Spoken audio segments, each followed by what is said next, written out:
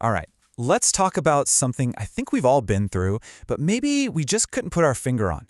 We're going to go on a little journey here to understand this super common and honestly really confusing pattern. Why we suddenly just lose interest in someone. You know that feeling, right? 1 minute, you are totally into someone. The conversation's flowing, there's a real spark, and then poof, it's just gone. The excitement, the curiosity, it completely vanishes, and you're left just wondering, what on earth just happened? Okay, so if that sounds familiar, here's the most important thing you need to hear right now. It is not random, and it absolutely does not make you a bad person or flaky or cold. This isn't some weird emotional glitch. It's actually a pretty predictable pattern that once you see it, you can finally start to understand. Yep, that's right. The key to figuring out this whole disappearing act isn't just about feelings or matters of the heart.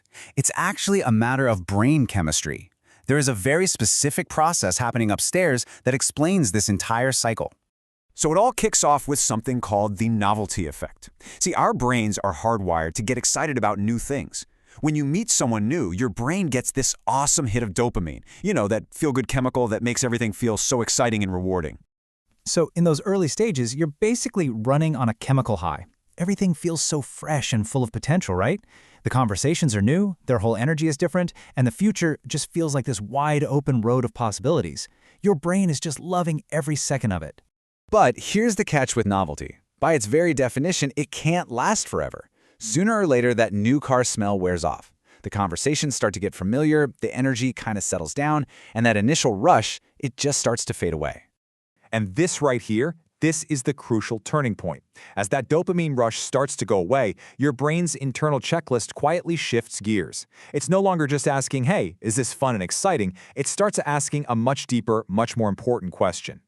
And let's be real, there's a huge difference between the two. Excitement, that's the easy part. It's this temporary feeling that's fueled by all that novelty. But meaning? Well, that takes actual effort. It's not a feeling that just happens to you. It's something you have to choose to build through real connection. And this exact transition, moving from that easy-breezy feeling of excitement to the deliberate work of building something meaningful, that's the moment. That's the hurdle where that initial spark just fizzles out for so many of us. This brings us to a really tough, but honestly a super important question you have to ask yourself. What if my interest was never really about them as a person? What if it was about something else entirely? Because sometimes what you're really captivated by is the attention they're giving you. Or, just that amazing feeling of being wanted. Or maybe, and this is a big one, you just fell in love with the idea of them, not the actual person standing in front of you. And once that idea or that feeling goes away, so does your interest. And then something else happens. Once that shiny filter of novelty is gone, your brain starts picking up on all the little things. A slight disconnect in how you talk, maybe a lack of emotional depth you didn't see before. These things were probably there all along, but you were just too caught up in the initial excitement to notice. And there's another layer here too. For some of us, especially if we're used to relationships that are full of drama and intensity, a calm, stable connection can feel weird, almost boring. Our brains can actually mistake that feeling of peace for a sign that something is wrong. So, what's the big aha moment in all of this? Losing that spark doesn't mean the person was wrong for you. A lot of the time, it's a huge sign that you weren't really building a connection with a person. You were just chasing a feeling, that rush of newness or the comfort of being wanted. Okay, so understanding why this happens is a huge first step. But how do you actually break the cycle? Well, it all comes down to changing the way you think about it. It starts by asking yourself a way better, way more insightful question. You see, when that feeling fades, our go-to question is almost always, why did I lose interest? We focus on the end, trying to figure out what went wrong. But that question just keeps you stuck, looking for flaws in them, or even worse, in yourself. So instead, I want you to try asking this. It's a game changer. Ask, what was I actually attracted to in the first place? This question forces you to be honest. Was it their kindness and their humor? Or was it the thrill of the chase, the validation they gave you? Get real with yourself. So here's the new game plan. It's 3 simple steps.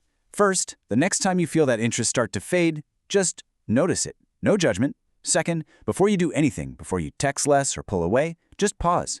Take a breath. And third, in that pause, ask yourself that new question. What was I really attracted to here?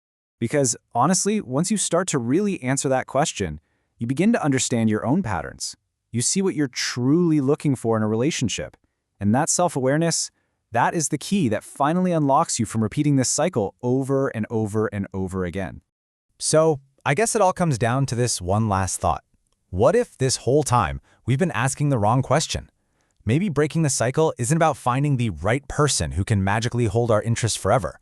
Maybe the real journey is about finally understanding ourselves well enough to know what a truly meaningful connection is supposed to feel like in the first place.